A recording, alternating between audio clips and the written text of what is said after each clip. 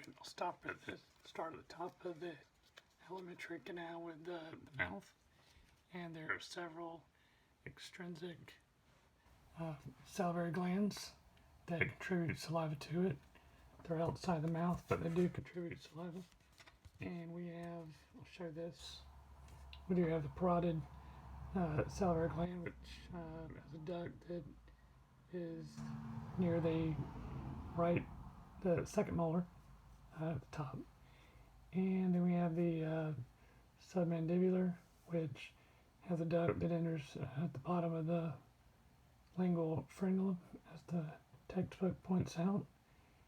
And then we have the sublingual, which has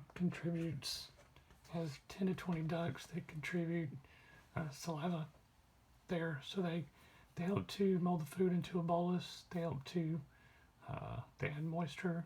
And this allows us to swallow our food much more easily. They also, the saliva has amylase in it, which helps us to digest polysaccharides, aka starch, help to break it down into simple sugars. And so that's how saliva is important in digestion.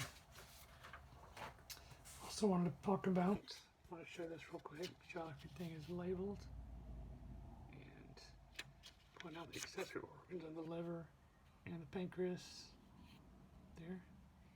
I mentioned that the liver is important for digestion because it produces bile, and this is involved in emulsifying fat, helps to break it down to smaller bits so that we can digest it much more easily. And it's composed of various things, including electrolytes, but it's mainly important for digestion because it's made up of phospholipids, bile salts. Bile salts are really the ones that engage in the emulsifying, and they do it, as the textbook points out, via detergent action. So that's pretty interesting. And bile moves from the gallbladder, from the bile ducts into the common hepatic duct, and eventually makes its way to the duodenum. And it enters that right here, where I have that arrow, at the major duodenal papilla, and the hepatopancreatic sphincter helps determine how much is put in there, how much is secreted there. And also, it's bile is squirreled away in the gallbladder when we're not digesting stuff, and it's secreted due to bile salts, cholecystokinin and secretin. And also there is the pancreas. It produces various enzymes. It's really important for digestion.